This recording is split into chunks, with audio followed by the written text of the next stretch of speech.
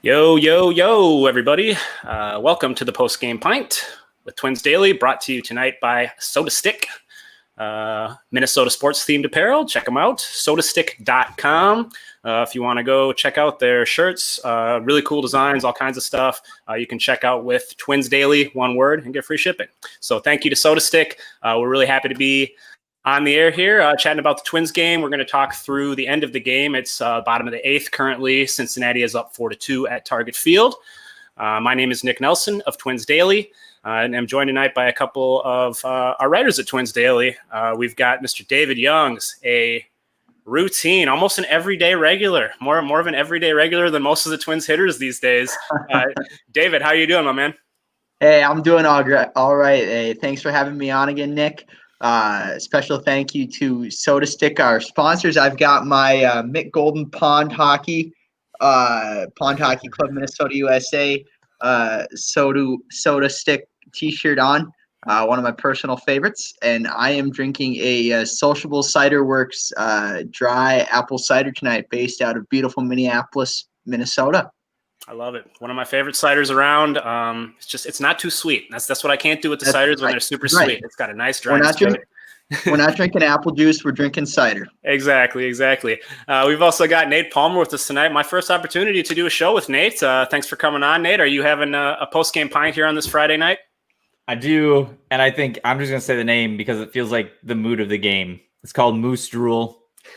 I think that's self-explanatory. I unfortunately don't have any Soda Stick gear, but I have hashtag free wallpaper. Oh, let me get in there here. Oh, yes. It's on the wish list. It's on the wish list. Just haven't gotten there yet. So yes, you've probably seen Twins players wearing the Super Rosario shirts, the Sergio shirts. Soda Stick makes tons of awesome stuff. So I definitely recommend checking out their website and looking at those designs. If you're a Twins fan or a Minnesota sports fan at all, you're going to love it. I myself am about to crack open a It Was All a Juicy Dream from Head Flyer Brewing. I actually don't even know where this place is. My wife got it for me, and it's it is Minneapolis Brewery. Never been, but it's really good. I like it a lot. So as we mentioned, bottom of the eighth inning, Twins are down 4-2. It's been a tough night. Just as I was watching and introducing the show here, I saw Byron Buxton get hit in the head by a pitch. Looked like he got up and walked off the field, but it's been one of those nights for the Twins. If you're tuning in here on Facebook, YouTube, Periscope, Twitter, anything, please feel free to comment. We see your comments come in our little feed here. We'll pull them up on the screen. We'll talk about them. If you have questions you want us to answer, if you have grievances you would like to air, we've already got one here from Mark Roger Olson, who says Buxton goes down and this fan is pulled up in a fetal position. What chance do we have without Buck? Unfortunately, now we're asking ourselves the same question about Donaldson. Like I said, it's been a rough night. But before we dive into any of that, let's kind of just try to pull out what the big storylines, I guess, of tonight's game are here as we make our way into the ninth inning. David, what's the headline of this game so far to you? Yeah, well, I think, the Cincinnati Reds are right now they're a good baseball team. They've been playing well the last 11 days. They've won 9 games, I believe it was, or something similar to that. But the bottom line, Twins bats have not been on fire. They've been silent. One positive thing for the Twins tonight was probably Marwin Gonzalez's 2 great catches at second, and then to drive in that second run. And we haven't said that Marwin Gonzalez is the highlight of a Minnesota Twins baseball game too much this year, and that's not necessarily a good thing. I'd say just the bats have been silent, and then Barrios didn't have an absolutely horrendous outing, but it wasn't good, and it wasn't nearly as good as the last couple that he's had. Left some pitches up, and the Reds were able to put some balls in the seats. Yeah, to your point about Gonzalez, it's nice because I think we're seeing an increase in the possibility that he's going to have to play a major role in the postseason. So we'll take any signs of life we can get out of Marwin here, as Miguel Sano batting in the bottom of the eighth with nobody out. Jake Cave is on first base, having pinch run for Buxton, who came out of the game. Nate, what's your number one takeaway from this game so far, based on what we've seen up to this point? I think right now, and I unfortunately had tweeted it, and right away it looked bad because A-Ray came in and smashed a double, but the lineup, not only is it not producing, but it's gotten very shallow very fast. Once Donaldson went out, it got shallow, and now if Buxton's out for any period of time, it could look real rough as we hit the playoffs here. It's just amazing. I was just thinking of just plucking Donaldson out, and we knew that from him coming back in, but just him out, also when you're looking at Arise already out, and you're thinking Gonzalez and Adrianza probably having to both be in the lineup every day as starters. They're great as backups, and they are great on this bench. But when we're talking about those as our everyday guys going into the playoffs, that's not necessarily something that is real exciting. And it kind of puts us behind when we're already feel behind offensively the way it is.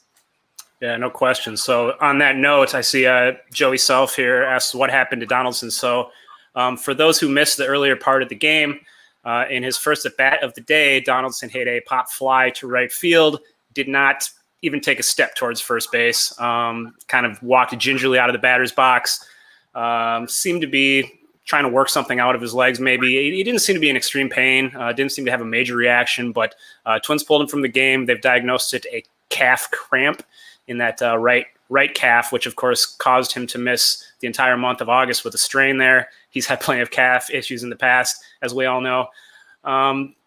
Nate, what's your vibe on this Donaldson thing? I mean, obviously we don't have a lot of information right now, but what's sort of your initial reaction and level of concern? I initially think cramp means not too bad, but at the same time, the history's there. It's a muscle. Muscles are weird. They do weird things, and it's not a real easily diagnosed thing on when they're going to be ready to go again. So I'm optimistic still, but it's that reality. If this is back to the calf injury we've seen in the past, it's a big deal, and it's going to be scary. Yeah, I mean, I don't think there's many players that you could say you'd rather. I mean, other than Buxton, maybe. I mean, who would be more important to lose basically for a playoff series? It's hard to imagine, especially with that drop off. As you mentioned, Adrianza came through with a big hit right off the bat, but he's no Josh Donaldson. He's a far cry, as we know. David, how about you? What's your vibe on Donaldson right now? Yeah, well, I think that even if it is a cramp, if it's a cramp for Buxton, Rosario, Sano, get the guy some Pedialyte, rest him a day. He's just fine. But given the history with Donaldson and the calf issues, I think it's pretty normal to worry. I personally wouldn't expect to see him the rest of the regular season, just, one, because you want to nurse it. But at the same time, obviously, you've got the playoffs coming up like this. So, it makes you worry, just like this Buxton injury does too. And hopefully that's something that they just took him out of the game, given the circumstance, and, guy got hit in the head, and hopefully he's good to go for tomorrow or for the last game of the series, but not ideal. Yeah, it's really frustrating because there's been so many weak spots in this lineup, especially the right-handed bats. And we're seeing it again tonight. Sano just struck out yet again. He's just been awful lately, just a complete zero offensively. He's 0 for 3 with 2 strikeouts. Buxton, before coming out of the game, was 0 for 3 with 2 strikeouts. Cruz, yikes, 0 for 3 with 3 Ks today. He took a week off with the hamstring thing. He was, I think I wrote the numbers down here. In the 5 games before that on the Chicago road trip, he was 3 for 18. Cruz has not looked right for a while, and it's just the problems are just mounting for this lineup. It's good to see Kepler coming around, but God, you lose Donaldson. I mean, we're all hoping that Buxton's going to be okay. He looked all right. Of course, you take him out after that moment, so I don't think there's any huge need to jump to reactions. But the right-handed bats, David. I mean, what is your level of confidence that some of these? It's good to see Rosario's been playing well. Kepler's looking better, but the big boppers that the Twins need to come through have not been. Yeah, no, I 100% agree with you. The right-handed sticks have not been great. I maybe had what you could call a false sense of confidence going into this game just because Cleveland has been so dominant against the White Sox. So it felt like there was this sense of, all right, we're almost there tonight. And obviously both those teams, I believe, lost or were losing tonight. I know the White Sox were for sure. But it's unfortunate. We talk all the time about, good teams getting hot at the right time, and it looked like this Twins team was picking it up in their last series. And obviously, tonight. They haven't seen the best of the Reds pitching yet, which they're potentially going to see in the next 2 games. So it makes you worry. Hopefully it's just a night, a rough night, and that they can rebound tomorrow, but not great. Yeah, it looks like actually I think Cleveland won on a walk-off, so the Indians are still technically alive right now in the AL Central race. The Yankees lost. I believe that seals that the Twins would have home field advantage against them if they face the Yankees in the playoffs, so that's very good news. Last thing I want is to go to Yankee Stadium personally. And as you mentioned, the White Sox are down, I think last time I checked, 8-0 against the Cubs, so they're going to go 0-5 this week so far. The White Sox are just absolutely choking. There's no other way to put it. They are blowing it. They really had the division pretty much in their hands. And even if the Twins lose tonight, they're still going to have a pretty good shot at winning it, it looks like. Nate, what's your vibe on the offense here with the playoffs just 2 games away? Do you have any confidence in these guys right now? I mean, with Donaldson going down and so many guys slumping? I mean, not really. I still find it crazy that we sit here in September and what we're saying is we have more confidence in the Twins starting pitching than we do in the Twins lineup at this point. And that's, I mean, I have, even after Brios' start, I have much more confidence in him being able to come back and be the Brios we've seen the last 3 starts or whatever it's been. And I'm really worried about this offense. We know they're going to strike out, but it's hard to see them strike out as much as they do when there's no balls flying hard out to the outfield, over the fence or hitting the fence, whatever it is. We just don't see it. And what David said with the fact that we didn't even see like the top of the line pitchers really that this Reds group can throw at us. I mean, Lorenzen looks like he's on the Gabe Kapler plan or something. He's just jacked on the mound. I didn't even realize he's been on my fantasy team before, and I was looking at him like, holy cow, look at him. But it's kind of scary to see that's going to come in. I know when this schedule came out, I kind of looked at this last week. I thought this Reds team looked scary going into the season, but they kind of sputtered a little bit. Now they're coming on strong. So for a while there, it looked like an okay series to end with, but now it's kind of looking scary after tonight that if our bats aren't going, on top of if the Reds are rolling this, it could be a rough weekend on the way out. I mean, at least we're still going to get playoff ball, but it's definitely, if it continues like it has tonight, it's going to be a definite limp in, and I hope that's not the case here. Yeah, one guy they would really like to unlock, I know, Joey mentions here, Garv Sauce up. Let's see if he can be the 19 version. He's been a far cry since coming off the IL. 11 strikeouts of 17 plate appearances since rejoining the team so far. Currently batting with 2 men in scoring position, Twins down 2, so it's a huge spot. He could definitely do a lot to turn around some negative storylines with himself. Nate, Garver had a big double earlier in this game, but otherwise has just, again, looked kind of lost at the plate. Does not really seem to be in any kind of rhythm, not taking very good at bats. What do you need to see from him to give you the amount of confidence that he should? I mean, I don't even know if there's an argument that he could start game 1 at this point, but even just to play like a significant role in the first round of the playoffs. Yeah, and that's it right now. Yeah, I don't know if his timing's not there, if he's just, it's that slump after the big year, whatever it might be. But what I saw someone, and I wish I could remember because one of the Twins Daily guys, 11 Ks in his 16 at bats since coming back. That was, I don't know. I think it might have been this Twins Daily guy. Was it? I couldn't. This is how bad I am. I see these things come across. I'm like, oh, that was a good stat. But it's just, I mean, the double looked good. And so if we can see just some consistency with him being able to put the bat on the ball, I don't know how much he's going to get this weekend here. But right now it looks like it's got to be Jeffers going into the playoffs. I just can't see.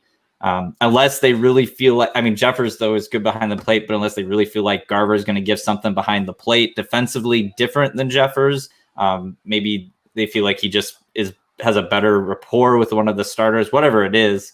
I just can't see from his offensive output, him being the guy. You're rolling with the rookie. Yep. Garver did have a good at bat there. Swings and misses at 96 right down the middle. So another strikeout for Garver. I believe that's now 12 strikeouts and 18 plate appearances since returning to the lineup. I mean, I'm assuming that we're going to see Jeffers probably tomorrow and then Garver maybe on Sunday. But my main concern right now is kind of making sure Jeffers is going to be sharp. I just don't know how you can plan around Garver being the starter. Joey says Jeffers has to be the starter of the playoffs, and I don't think you can disagree with that. David, what's your vibe on the catcher situation? Because I'm curious to know, A, do you think that there's a scenario where Garver should start multiple games, maybe in a 3-game playoff series? And also, do you think that they should have Alex Avila on the roster? Yeah, well, I think that, without a doubt, Jeffers is your number one catcher right now. I think you could even say right now, Nelson Cruz today looked like Mitch Garver has looked since he came back. The only difference is that Nelson Cruz, up until he was out for a few days, had an MVP-like season. Not the case for Mitch Garver. And I think that, Garver, I could see in a 3-game series, putting him in that second series maybe for a game. But if Jeffers has the durability to play all 3 games that first series, absolutely put him in. The guy hits the absolute crap out of the baseball. He's proven that he can be a major league hitter. Twins Daily writer Nick Nelson wrote an article today that spoke of Jeffers and why that was one of the strong, acquisitions and draft picks that the Twins made in recent years. Give it a read, Twins Daily followers. But I think coming, last and not least, with the Avila situation, Avila is obviously the veteran of the group. And he, arguably is the best behind the plate when it comes to framing and experience. But at the same time, I don't think there's not enough of a difference between his defensive ability and the other 2 guys to make him someone that you're going to start in a playoff game except for injury. So I would say, right now, keep him on the roster. But, I would not be surprised if he is not on the roster and someone like Dobnik gets put in, or another pitcher. But, it's just there aren't a whole lot of arguments going towards him right now.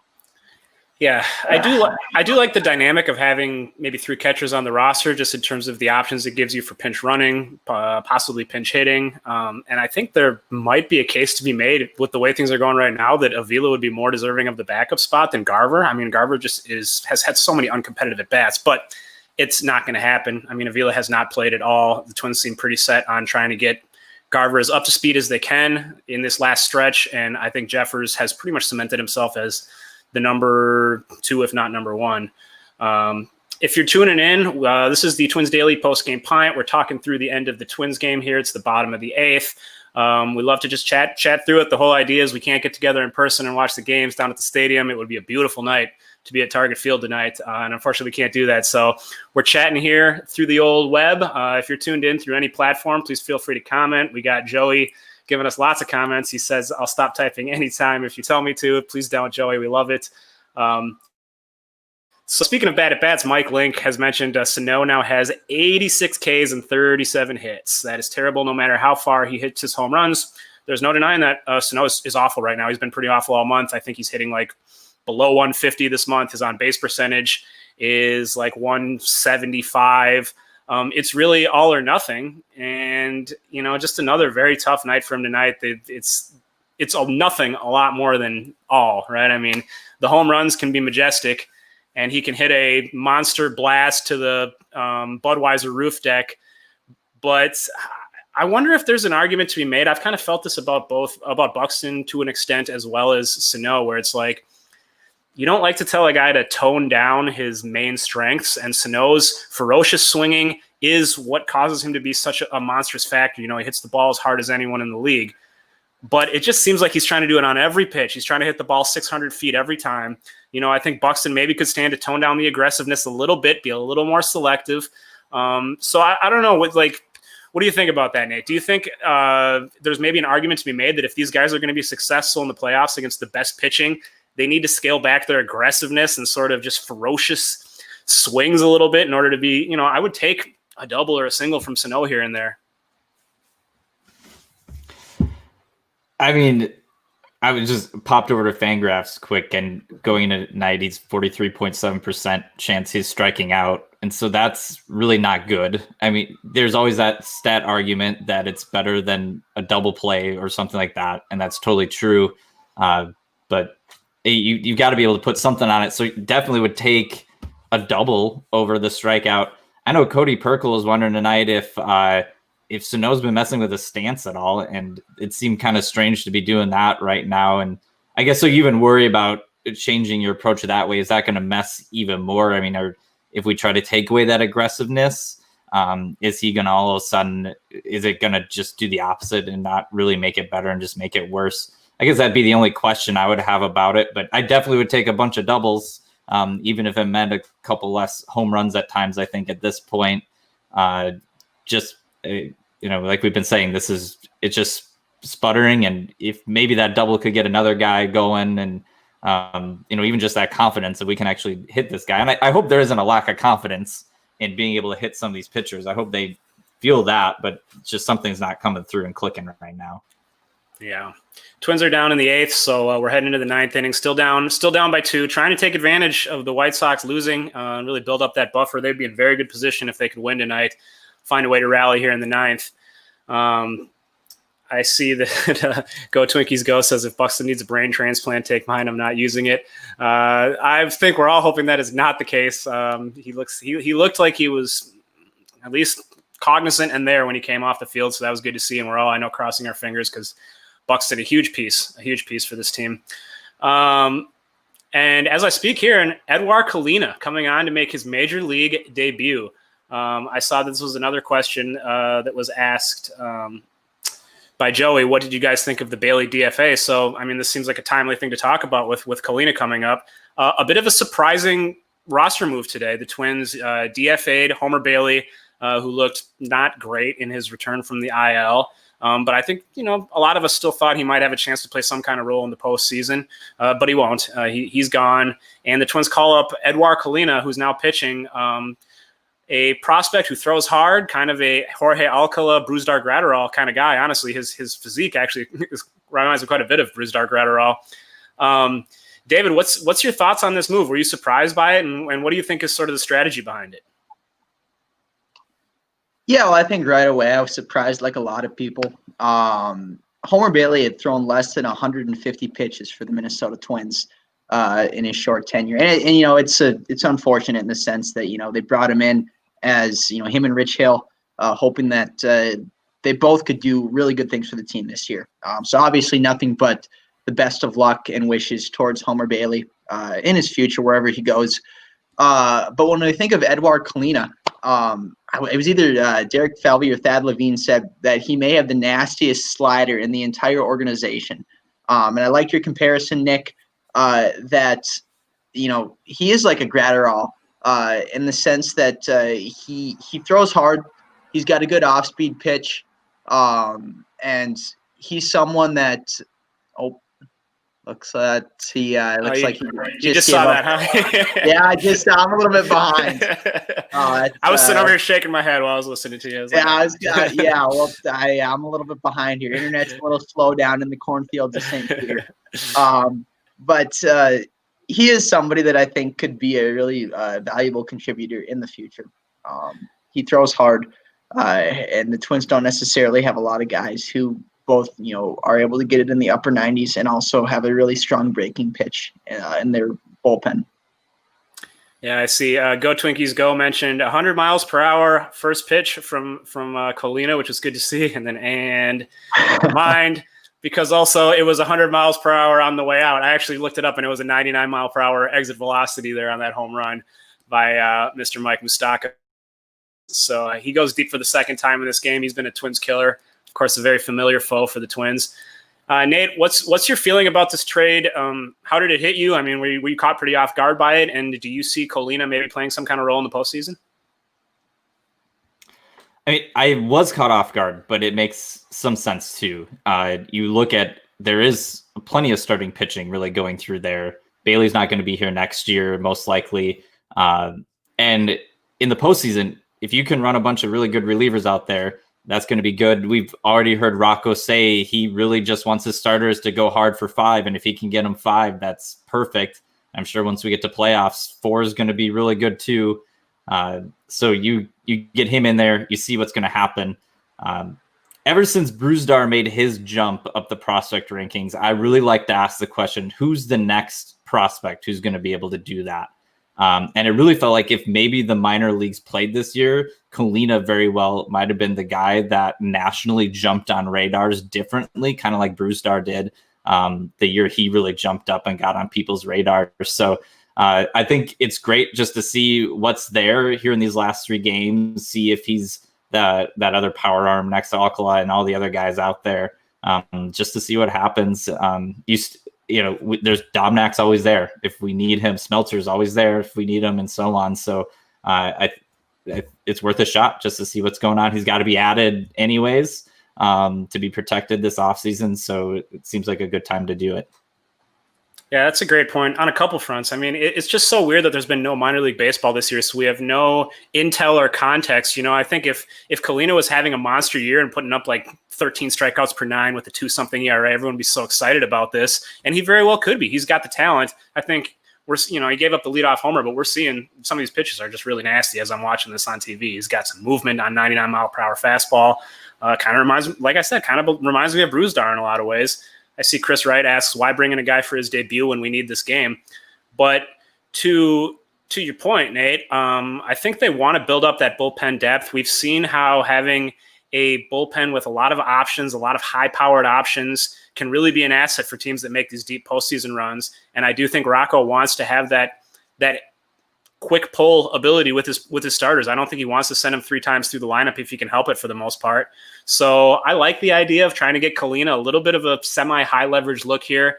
Obviously didn't get off to a great start, but it's the only opportunity he has to get any kind of on-field experience this year, really. So, as Adrianza makes a very, very nice defensive play and Sano can't catch it.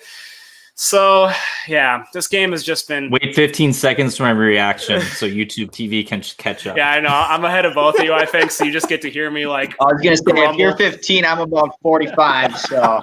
I don't even know what it will be.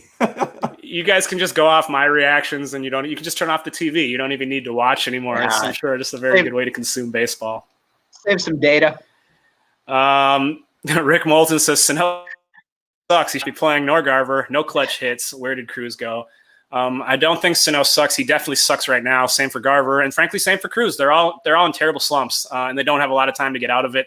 As we discussed earlier, the right-handed bats in this lineup are really struggling. Joey asks, Pineda goes tomorrow. Has a Sunday starter been announced? I don't think Rich Hill was my assumption. I think they announced Rich Hill. I could be wrong, but I'm fairly certain I read that somewhere. I can check on. Okay, yeah. He also asks, is Odo ready for Sunday? I don't think that's going to be the case. I'm guessing Odo will skip the first series, and they're going to hope to maybe get him in the second series because no off days. So, I mean, they don't have a chance to really reuse starters very much. They're going to have to tap into their rotation depth. They're going to have to tap into their bullpen depth, which is why a guy like Kalina, getting him a little bit of experience here is, I think, important and pretty valuable. So Bailey out of the picture. I'm curious to know. I wonder, do you guys think that Dobnak will be recalled and be on the active roster? If they have to go with 5 starters in a second series, which, I mean, that's putting the cart ahead of the horse to an extent, obviously. But I would have to imagine that Dobnak is going to be basically their best option outside of the top 4 or top 3, right? Yeah, no, top 4, Hill.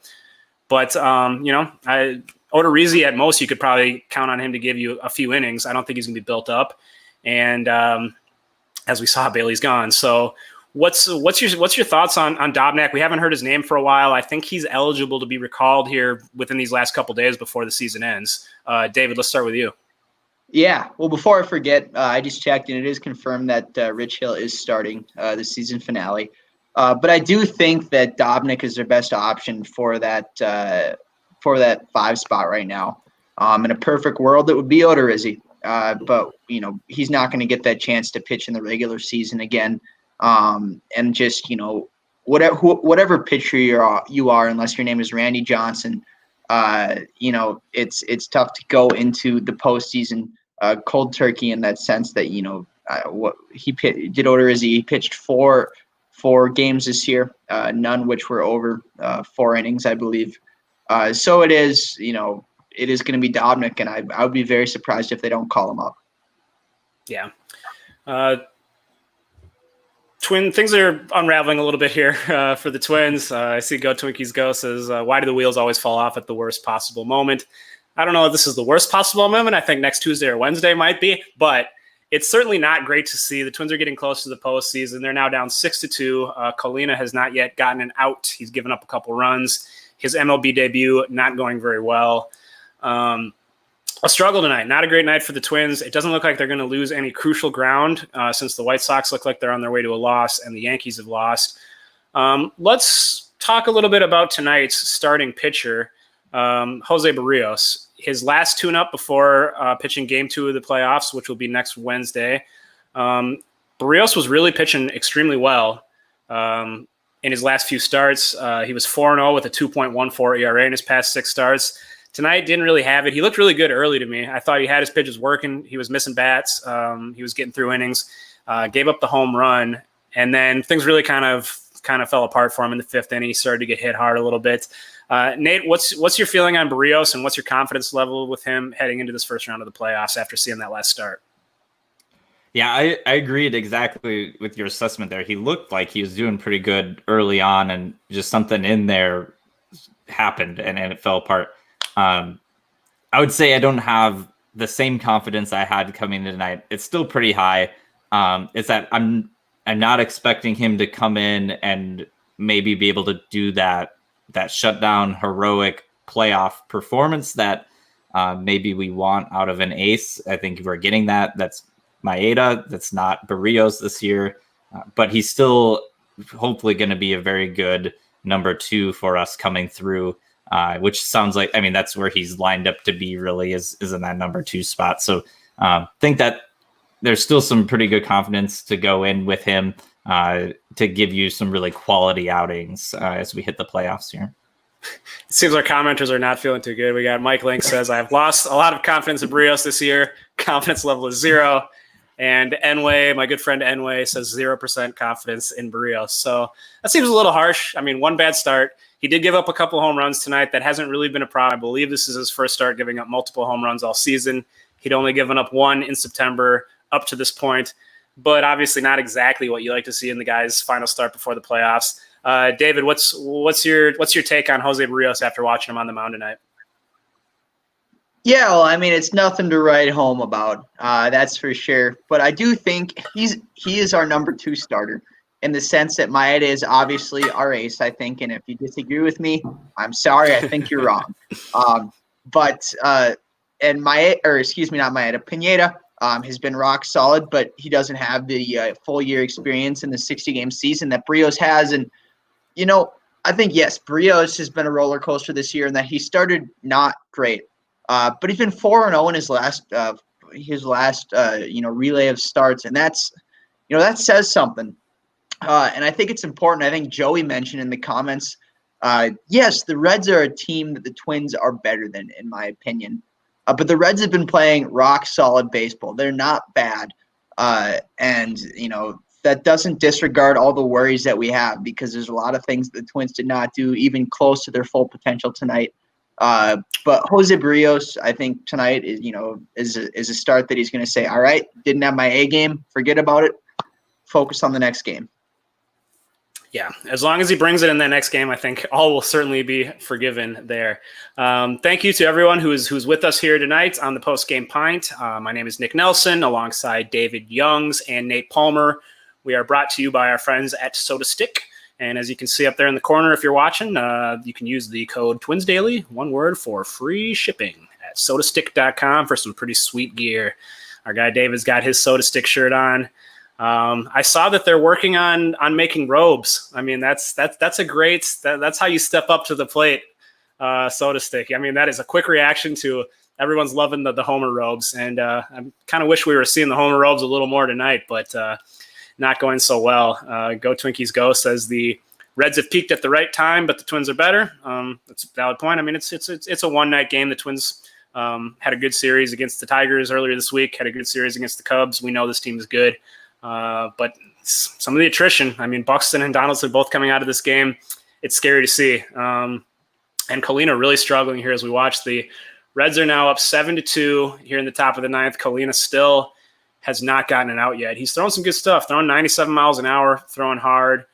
But yeah, Go Twinkies Go says this game has entered the silly phase. It's kind of hard to believe the Twins are going to be able to did Colina lose a bet?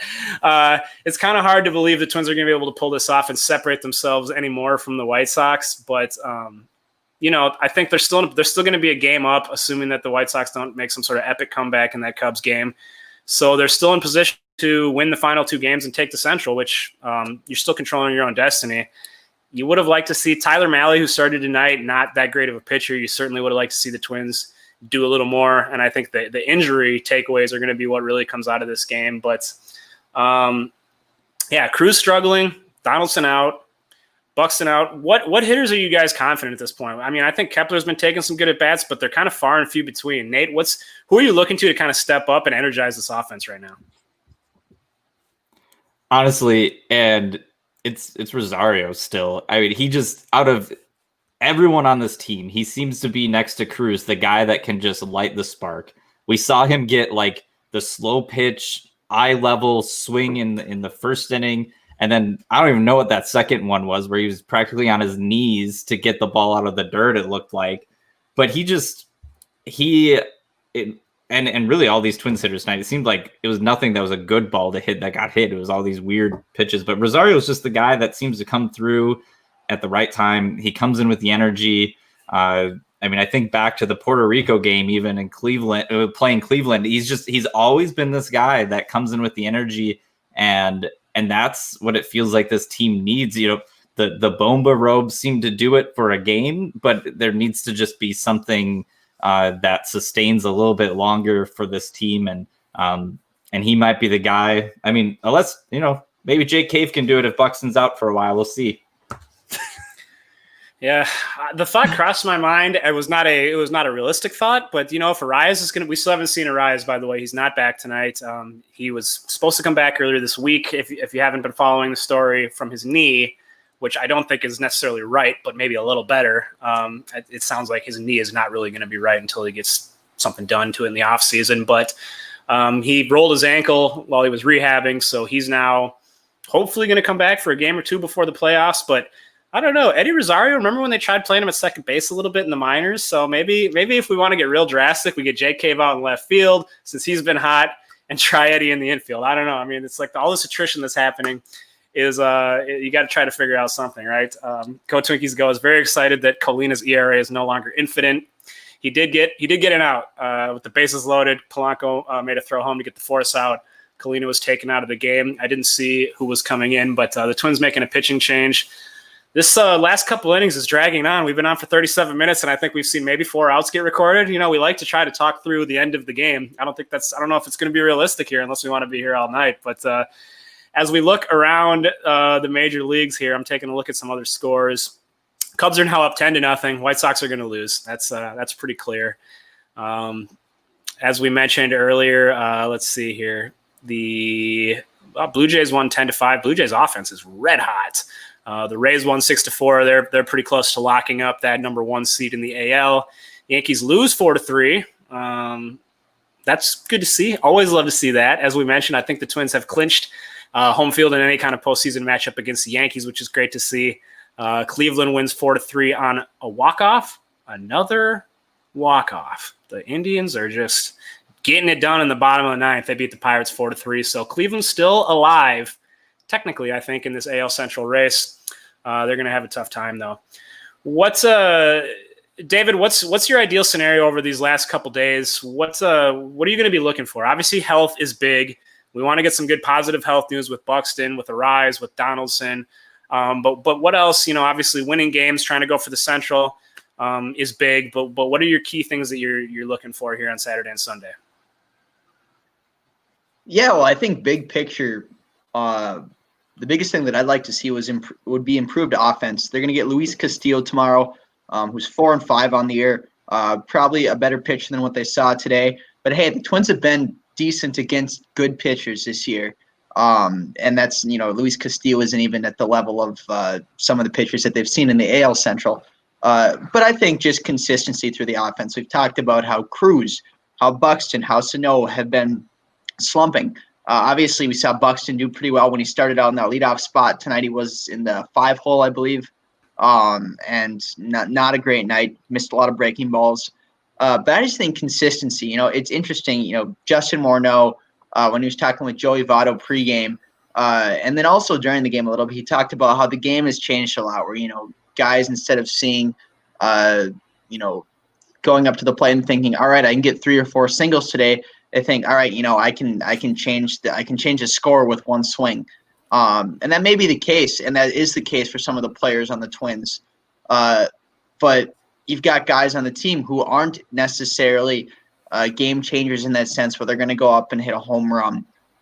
So putting the ball in play, and that old school baseball, I think is something that could benefit the Twins a little bit.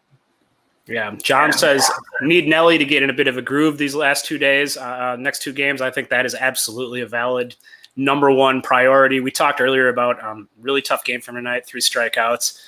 Been struggling now for a couple weeks, honestly. We haven't seen him do much. Here's a fun, crazy stat that I came across with Nelson Cruz. The last time he drove in a runner that was not himself on a solo home run was August 20th. It's been well over a month since he's driven in. I mean, Nelson Cruz for a lot of the season was a very trendy MVP candidate name. I mean, a guy who was at the top of that list and still, I think, entering today was leading the AL in OPS, which says a lot about just how incredibly he was doing because he's really been in a slump. We talked a little bit earlier about Cruz. Nate, do you think that, is Cruz pretty high on your list of guys that you want to see get going here in these last couple games? They need him in the playoffs. Yeah, even before you put John's comment up there, that was where I was going to go, is Nelly needs to find his rhythm at the plate again.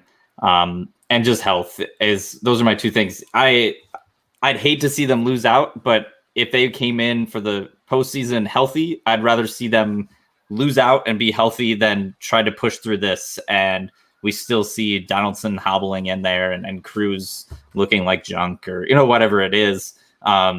And I guess beyond that, just to see Pineda come out tomorrow and be sharp, Hill come out and be sharp like he's been, just kind of some of those stuff. It doesn't even have to be lights out. It just has to be quality and something that we know that there's that place for them to turn into that next level when we hit the postseason. This team's at a point where I'd love for them to win the Central, and they definitely can do that. But I'd rather see them be ready for the playoffs than anything, regardless of who they end up playing or anything like that. So I do think, it starts with Nelly getting right and then being healthy going into that. Yeah. Chris says the ideal scenario over the next 3 days is all other 29 teams are implicated in a mass cheating scandal and the Twins in the World Series by default. That's pretty close to ideal. I don't know if I would enjoy that enough. I'll take it, I guess, but I guess I would rather earn it a little bit.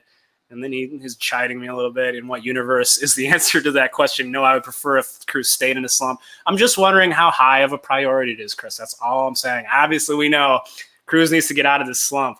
Mark Olson says magic number still drops. Silver Linings Network tonight. That is very true. White Sox losing is a great thing to see. And the White Sox, I mentioned this earlier, but holy smokes, the White Sox are 0-5 this week. They're completely falling on their face when they had the division in their hands. And suddenly Cleveland looks like a way scarier team. Cleveland is red hot. Now they've won 5 straight. They're getting walk-offs all over the place. Their pitching is obviously good. Suddenly they're hitting.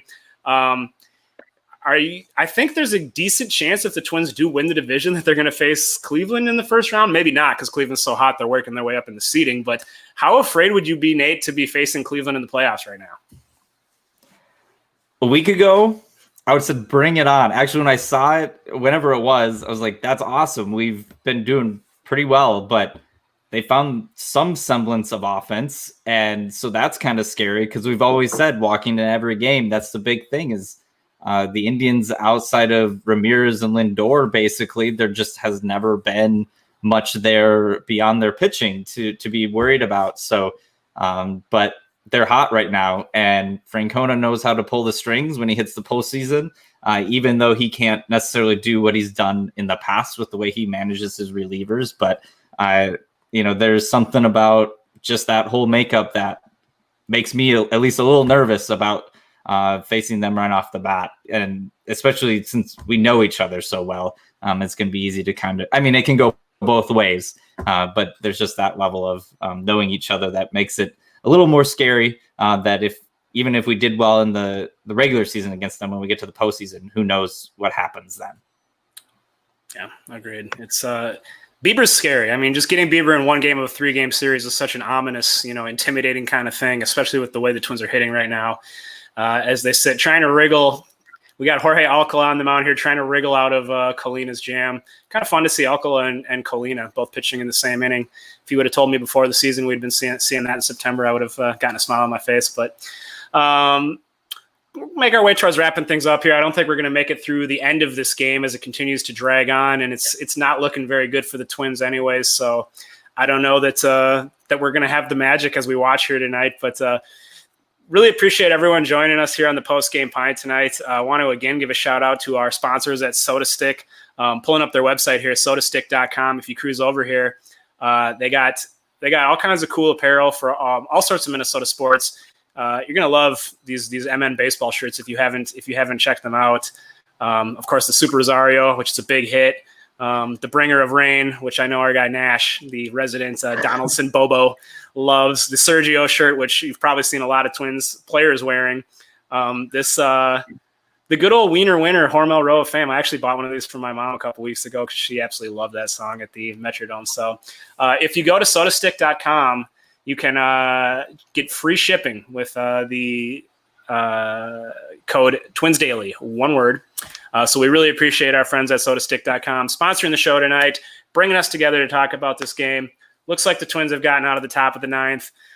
So that's good to see. They're going to try to mount a 5-run comeback and get this thing going again here in the bottom. David, as we kind of wrap up here, wow, Chris says his hot take is that he wants the Yankees more than Cleveland. I can't really blame him. The Yankees are not playing good ball at all. I mean, they got blew out by Toronto a couple times this week and lost to Miami tonight, I think, at home. So yeah, you take out the sort of specter of the Yankees. I mean, there's a lot of logic to it, but I'm never gonna agree. I just don't want the Yankees. I want no part of them. Sorry. It's just where I stand. But David, as we kind of wrap up here tonight, what's your final thoughts as we, assuming the Twins aren't going to come away with this one? How are you walking away from this one? Some bad news with Donaldson and Buxton. Hopefully not really bad news. There's no reason to think right now either of these things are disastrous. I have not seen any news update on Buxton. I hope he's fine. Like I mentioned, you're going to pull him out of the game after he gets hit in the head. So I don't think we need to jump to any conclusions. The Donaldson thing is scary, but if it truly is a cramp, it's possible he could be back. Anyway, says top-notch analysis by Nate and David. Thanks, fellas. I agree. You guys are doing a great job. So what's your big takeaway as we kind of wrap this one up tonight, David? Yeah, my big takeaway is that you got to flip the page. Even the best teams, nobody's going to bring their A game every single night. And this is a game where your mental toughness, I think, you didn't have your A game, physically on the field, but mentally you got to be able to turn the page. And I think by that I mean also that the Twins are going to have to come out swinging tomorrow.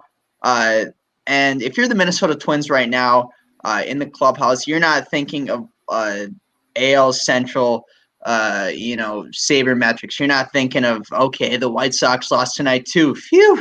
You're not thinking, oh boy, we got Luis Roberts and then Luis Castillo, and then potentially Trevor Bauer on the round.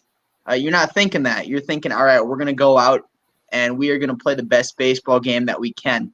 So I think if you're the Minnesota Twins, the best thing that you can do tonight is forget about this one.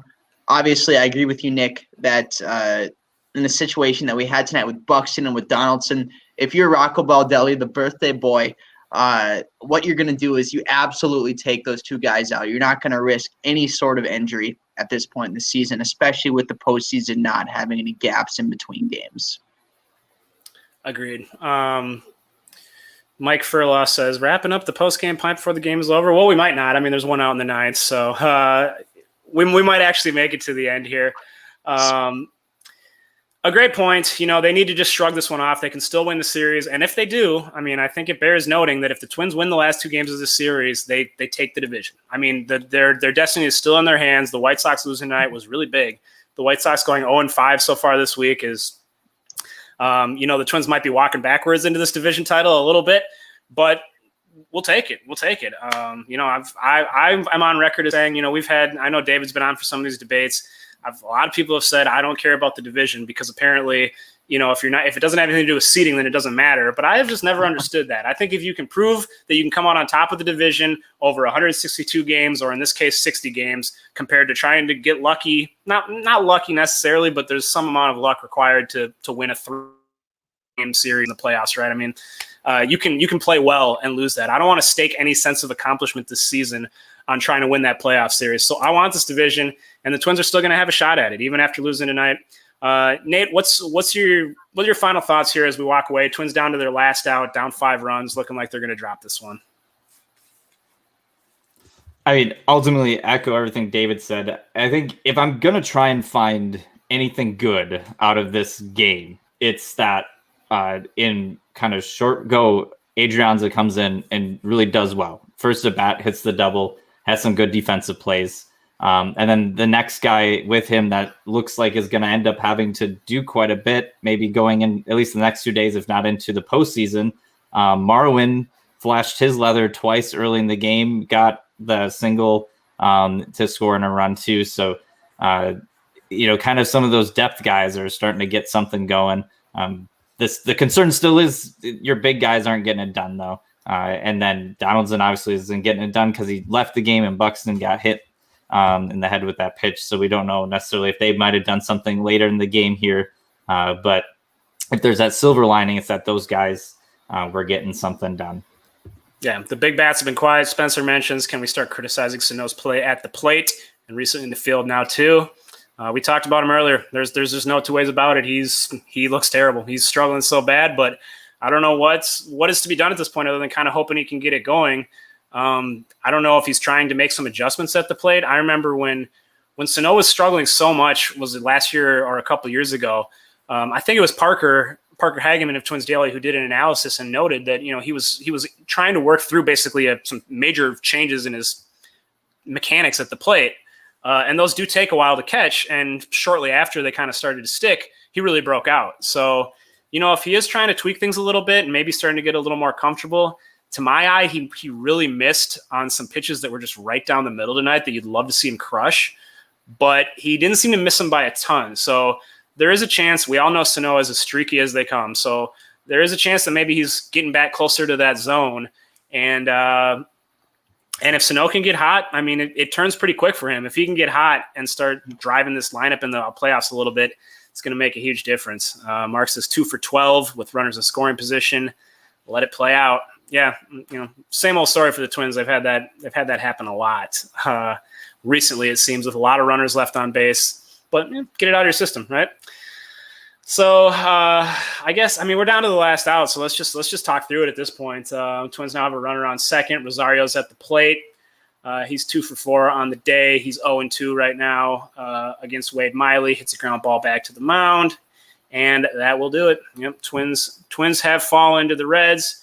And the Reds are running on the field. They have clinched, I guess, the playoff spot, it looks like. They're out there hugging. They're going crazy. So, hey, maybe the Twins will have a little hangover game on Saturday. I guess there's another little silver lining we might have because they're still very much wanting to win. I assume they want to take this division.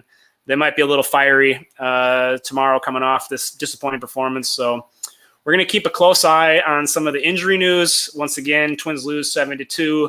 The big developments in tonight's game, Josh Donaldson comes out after 1 inning with a calf cramp. Hopefully nothing more than that.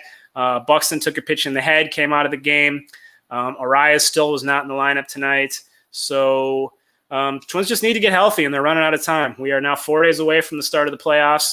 And you know that we're going to be covering them all here on the Postgame Pint. We'll be back tomorrow night after Saturday night's game.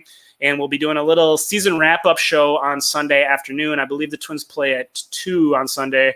So I think it'll be me, John, and Seth kind of just talking through the final series and setting up the playoffs. So I hope you guys will all join. These episodes will all be brought to you by our friends at SodaStick. Go check them out at sodastick.com. You can use the code TwinsDaily, one word, to get free shipping as David shows off his SodaStick shirt there. Thanks you so much to everyone for commenting, especially Joey, John. Anyway, says, act like you've been there, Reds. They really haven't been there in a long time. At least it's been a while since the Reds have been in the playoffs, I think. So we'll let them celebrate. Maybe they'll celebrate a little too much, and that'll be good. And the Twins will be seeing him again tomorrow. Michael Pineda will be making his final tune-up before the playoffs. Go to postgamepint.com. You can find a link to the show. You can find a podcast subscription link where you can always find these episodes in audio version the following day. And you can find the YouTube video as well. So, David, Nate, thank you guys so much for hanging with me on this Friday night. Thank you to everyone who tuned in. And make sure to check out twinsdaily.com to check out these guys' work, and postgamepint.com to stay up on the next episode. Have a great weekend, everybody, and go Twins. Win Twins.